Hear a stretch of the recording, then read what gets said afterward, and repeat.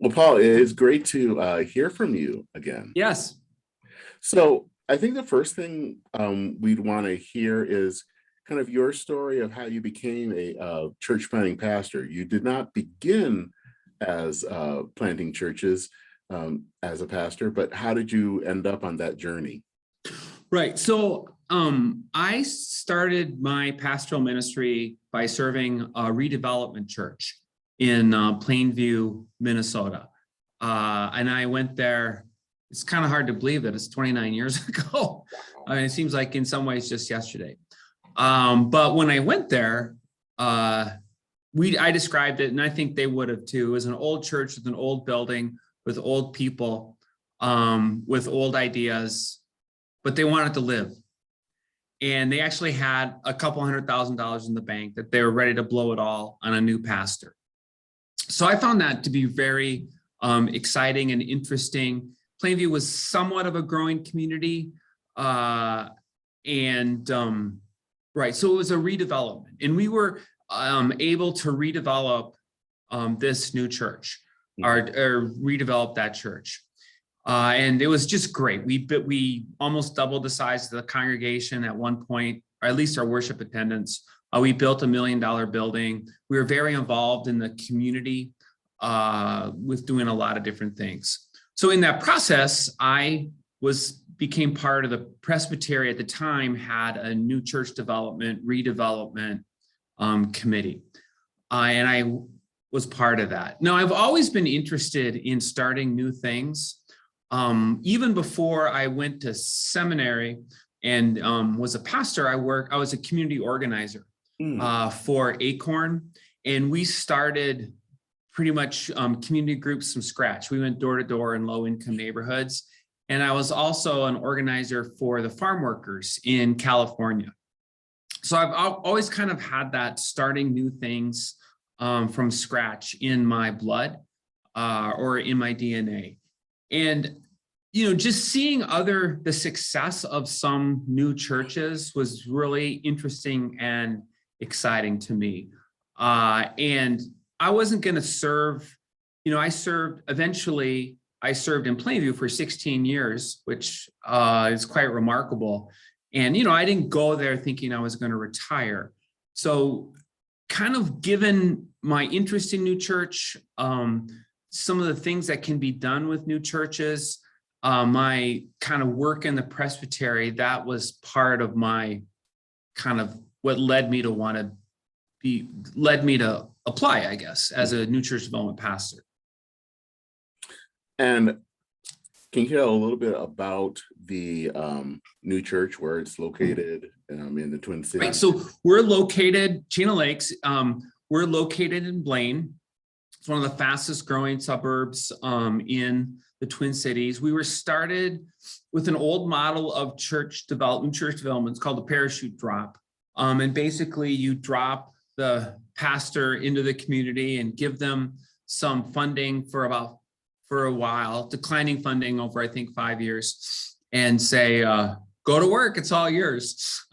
So that was kind of the start of Chain of Lakes. And then we, in 2011, the Presbytery purchased just a beautiful piece of property in a well-traveled area. And soon, within the next 2 months, we're gonna enter our first building. So we're real excited about that. So what were the first few years of Chain of Lakes like for you? Because at that point it was very much in its infancy. Didn't have a permanent place to worship. What was it like? What were some challenges? Right. So the most important thing for me when I came to the new church and when I started there was developing our identity. And I said, okay, and that's what I said. The first meeting that I had was with 7 families. And I said, we need to get more people and all of that and start worshiping and all the things that a new congregation does. But there's something even more important than that. And that is our purpose and our values. And how I think of it, our purpose is why do you exist? Answering the question, why do you exist? And our values are our foundation. So we spent that first 9 months working really hard as a community at developing, I mean, we were a very small community, at developing our purpose statement and our core values. And we've been very faithful to that. And we talk about them a lot. So that was really exciting. And because ultimately where we landed, our purpose statement is we are called to be an authentic Christian community where strangers become friends, friends become disciples, disciples impact the world. So everybody in our congregation knows that. I'm pretty confident of that. We talk about it. We say that every Sunday in worship. And then our values also, we have 8 core values that are just foundational. So then after that, it's just getting going, getting the word out, because nobody knows you. Nobody knows you, and you don't know the community. And so that was because I was new to the Blaine area. And that was a huge challenge. Finding a place to worship. And this is a typical thing for new churches. We worshiped in a lot of different locations, which was hard on us. And it never allowed us to establish kind of a presence. Eventually we landed in a bridal studio in a strip mall, and that's where we've been since December of 2014. And then in a couple months, we'll go to our building, our property. You said earlier you were talking about different modes of church planting, and that your mode was an old way called the parachute drop. How successful was it do you think it was for you? And how successful do you think that is at all these days? Right. So the parachute drop at one time was very successful, but it doesn't work anymore. And the Presbyterian Church has recognized that for a long time. I could be wrong about this, but I don't even know of a Presbyterian church who's used that model since we tried that. And to be fair, our Presbytery tried really hard not to use that model because they know that it's so hard. But eventually it just came to the point where that was what we had. We had a gathering pastor who had gathered a few people from other churches, and the hope was that more people would be gathered. But then person worked really hard, did a good job, but we were only able to gather 7 families. So it was kind of like, this is it. So I don't think, quite frankly, anybody uses that. I mean, maybe a few people do, but it's really hard. It's because you just lack a lot. I mean, and that model was used in kind of like, if you open a church, people will come. And we live in a much different culture now, where you open a church and people it's no big deal. And people don't come. And then for Presbyterians, we don't have it's kind of like a local McDonald's. You open a McDonald's and you go to the McDonald's because you know McDonald's. Well, people don't know what a Presbyterian is. So it has no connection to many people. It's like, okay, we're going to start this new church in Blaine and we're going to appeal to the Presbyterians. And that's what we did. We got 7 families.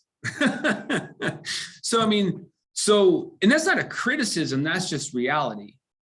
And so the model, people, maybe some churches can do it, but the Presbyterian Church a long time ago, they went to a different model of starting churches. And what are those models that people would use? Well, right now, the PCUSA does what's called 1001 worshiping communities. Mm-hmm. And that's a very creative model. And it's basically, I'm probably not going to say this exactly right, but it's based on different types of interest. I was just on their website, and it's like, I was reading, I saw, and they have a number of videos on their website. A person could do a Google search for 1001 worshiping communities, Presbyterian, PCUSA, and go there. But like one person, a woman had experienced a lot of pain as a woman, and I think she had suffered abuse. So she reached out to other people who had that similar experience, and they formed this worshiping community based on a common interests. There was another church that has started from people who do podcasts, who are really interested in podcasts.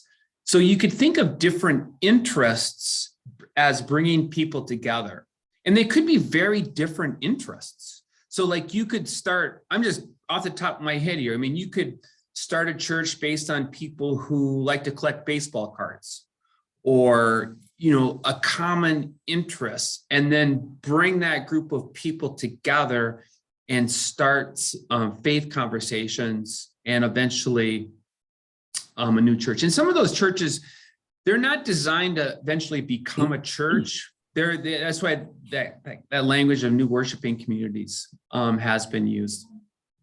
So that's a model. I mean, I think the best way, I don't know if the best way, but an effective way to start churches is when churches start churches. Mm-hmm. So if like a large church, and you have to be a large church to have that number of people, if they send out a group of 50 people or 100 people to a particular area, and they develop a common purpose with hopefully a pastor or a spiritual leader, and that I think can work. So that's another model. I mean, a lot of new church, if you want to become like a congregation, the big challenge is always resources. Mm-hmm. So, you never have enough resources. No. So we're always lacking in human resources and financial resources and technical resources. So that's just something, I mean, you just deal with that every day. So those are and then, we have a culture that is not quite as interested in church. So I'm getting probably a little away from the question, but I'm sure we'll be talking about obstacles, and those are some big obstacles. So it seems like maybe within the last 20, 30 years, mainline denominations have not planted as many churches as they once did. And one could say that they're probably closing more worshiping communities than planting new ones.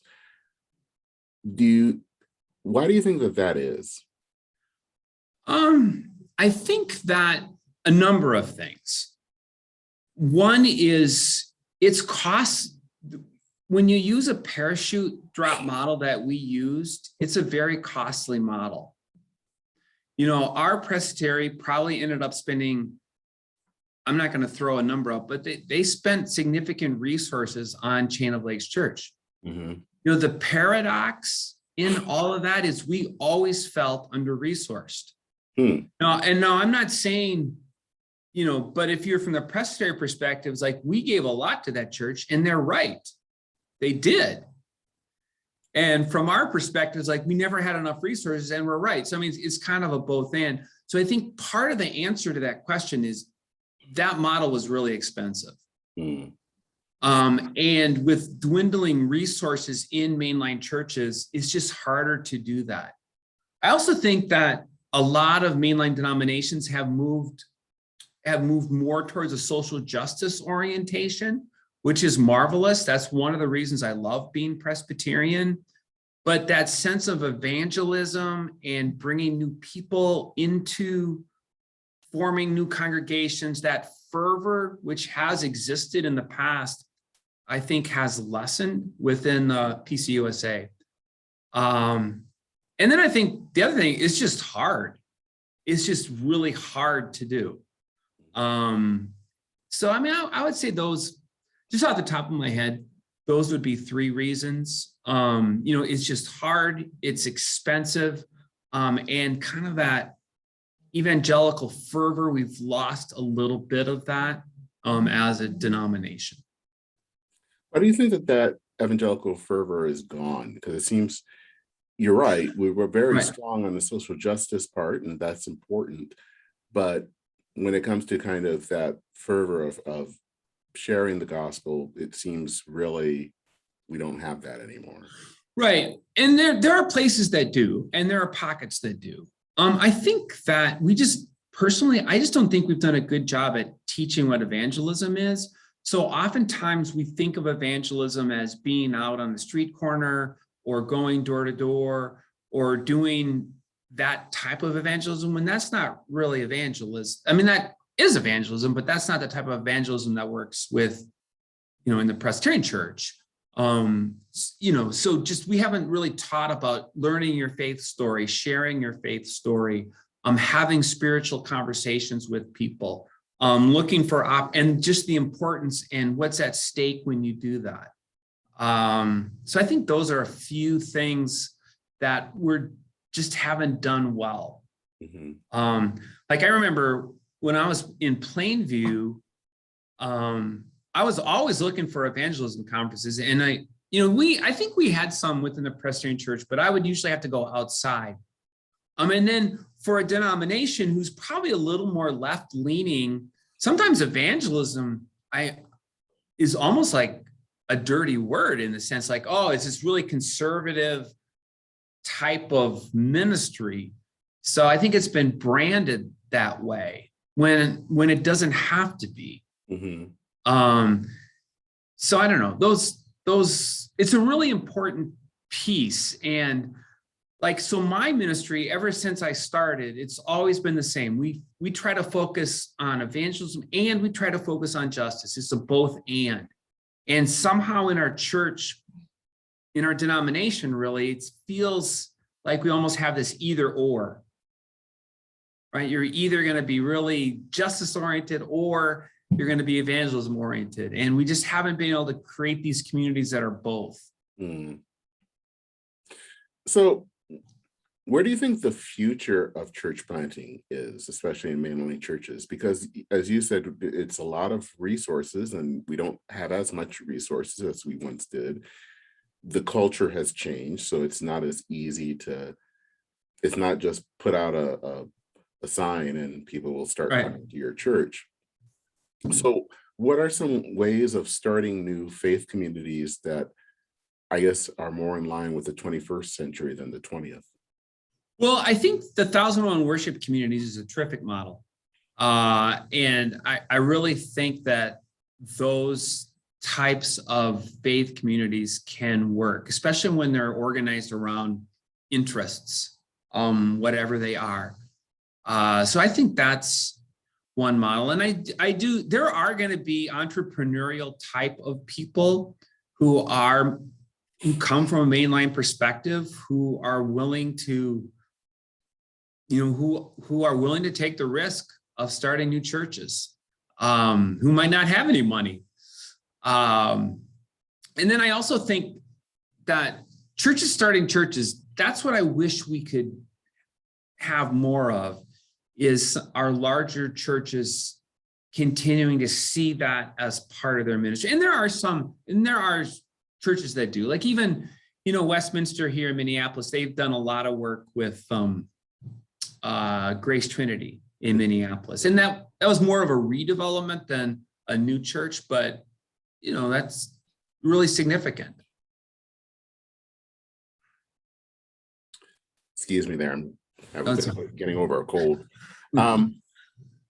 Yeah, I think that was kind of interesting about Westminster is in Minneapolis, is that they sort of reached out or kind of worked with Grace Trinity.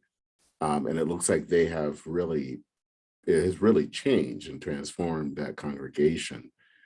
Do you think that the Presbyterians are doing a good message of telling, especially large or tall steeple congregations, that to look into considering to plant new communities?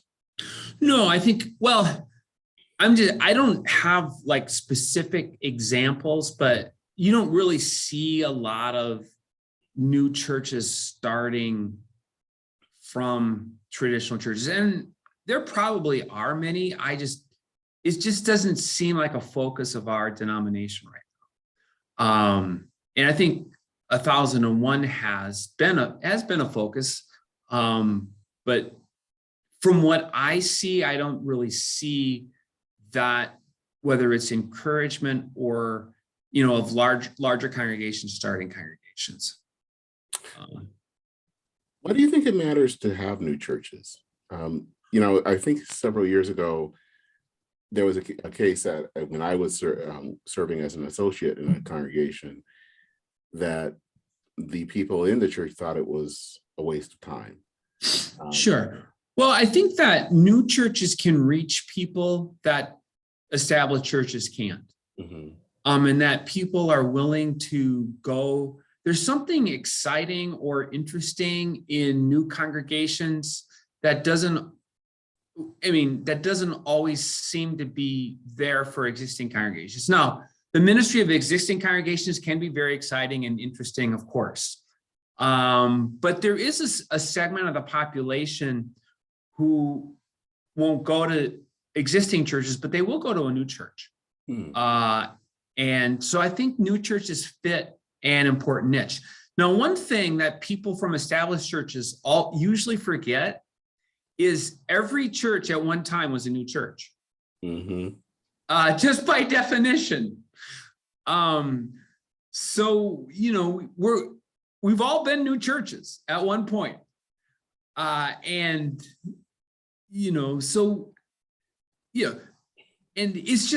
it's hard. And that's why I think there's a lot of skepticism about new churches. It's hard, and people want to see rapid success. And, it took us 12 years to get to our first building at Chain of Lakes. We think that's terrific success because we've had to overcome significant number of obstacles to get there. But, if you were someone who doesn't know about our story, say, well, that's a long time to start to get to a building.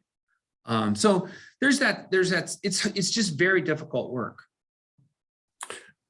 Looking at your congregation, especially in particular, I know we started with the 7 Presbyterian families.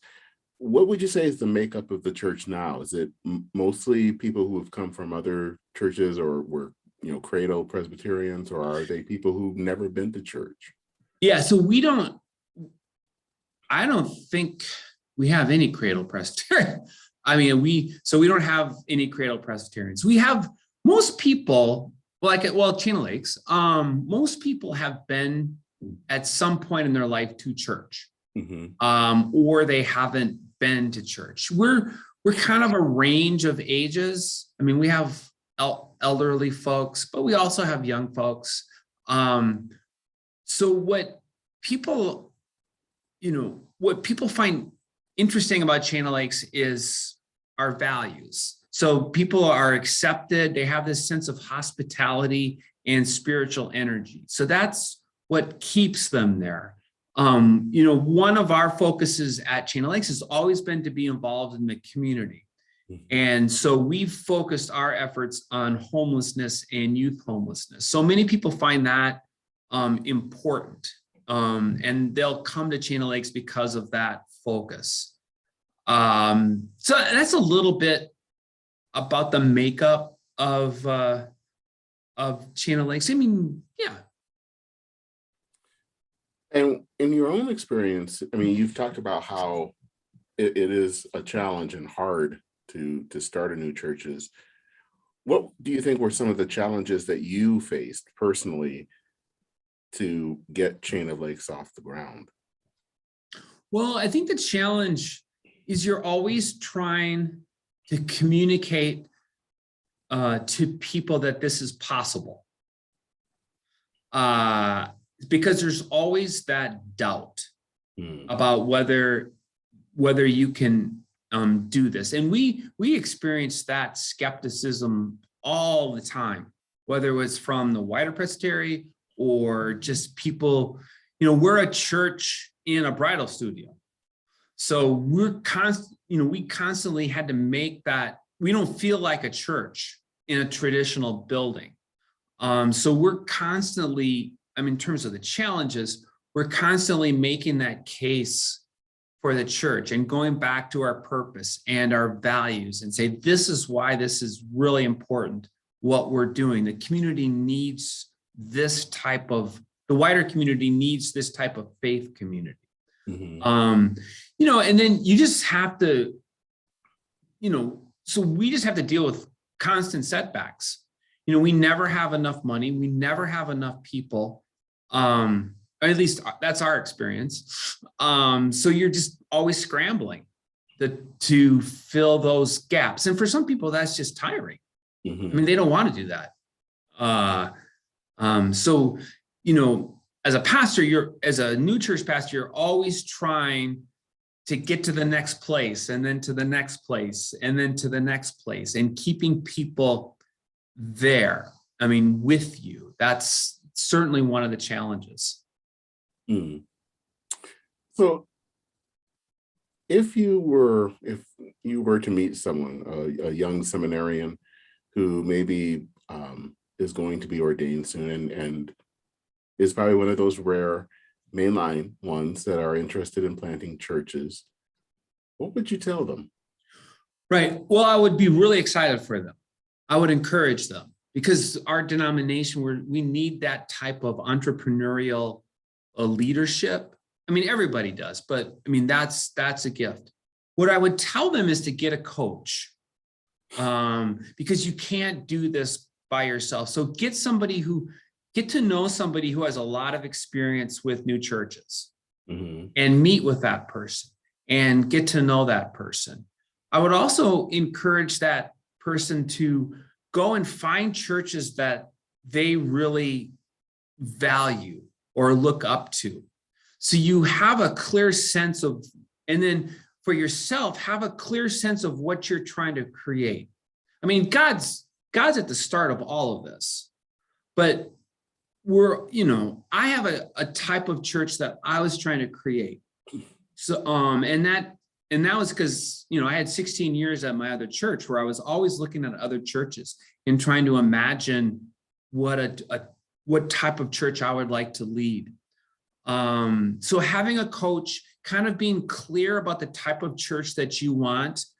And then, always looking for resources, because resources, like I said, we always have this sense of being under-resourced. And then I think getting an assessment, like the PCUSA does assessments for potential new church pastors, and I'm sure there's other ways that somebody could get an assessment. So I think that would be really helpful, to get a professional assessment. If do other people see these gifts in you that you might identify in yourself?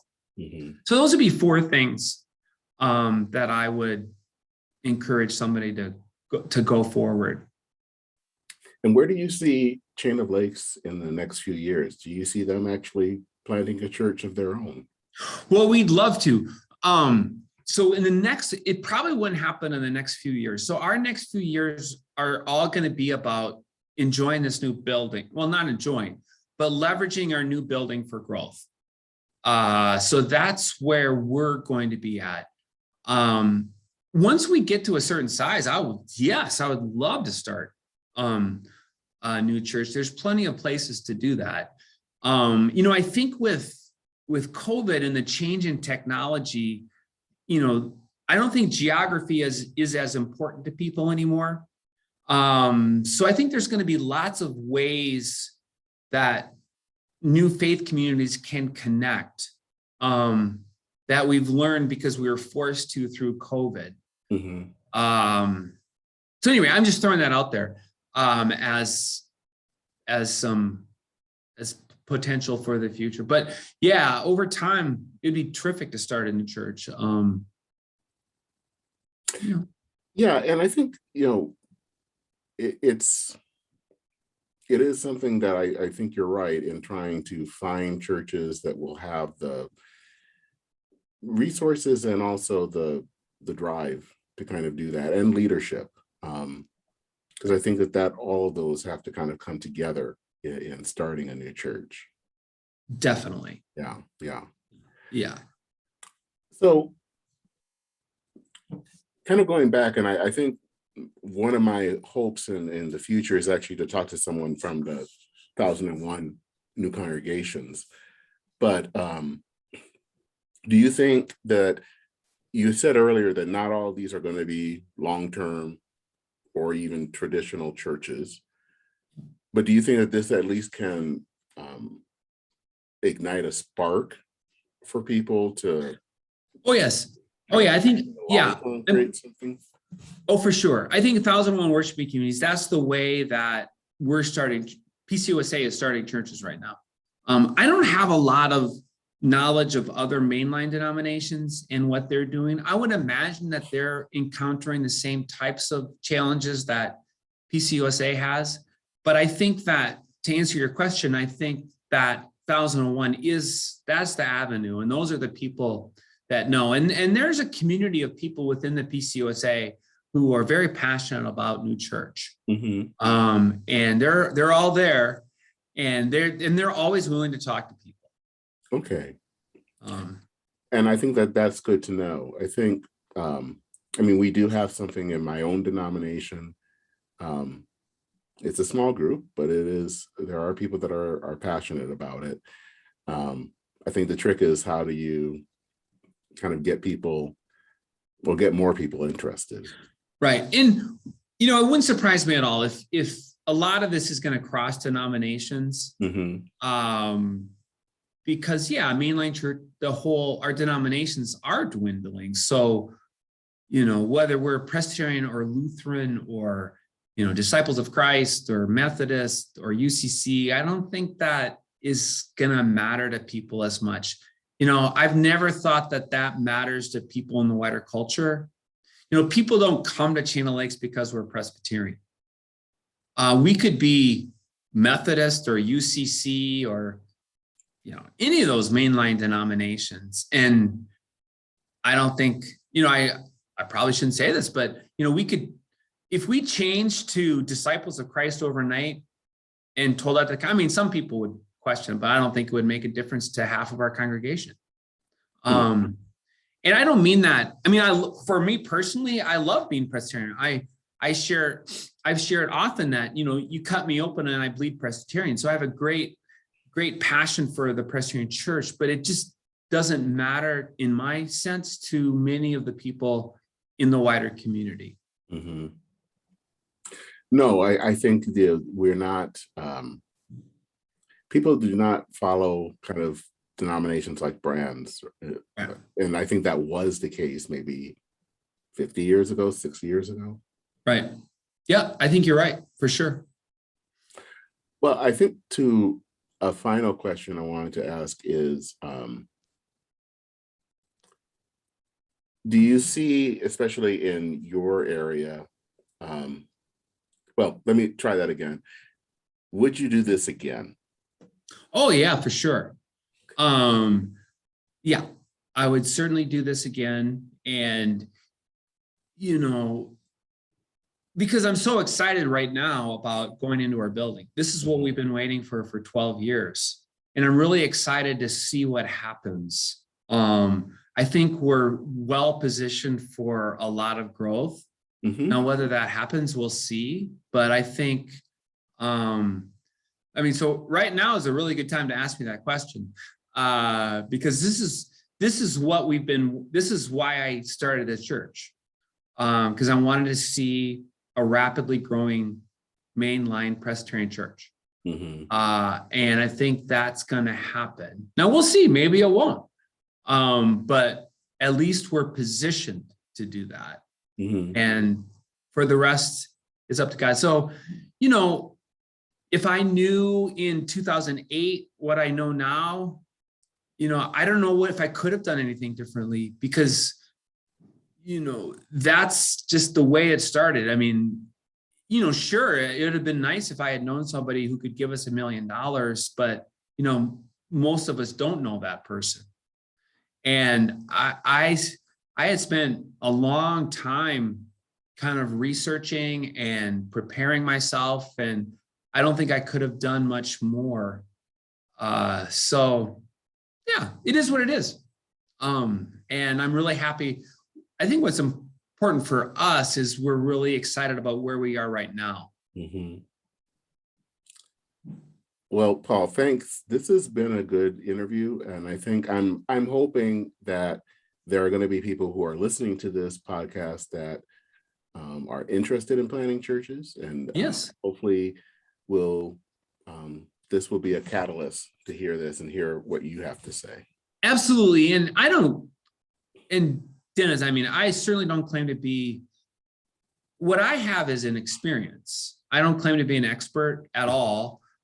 We make mistakes all the time, but I'm certainly willing to share our story, and I can share our mistakes and the things that we've done well, and I can share our story. And if people want to email me, they can, send me an email, pastor@coldpres.org.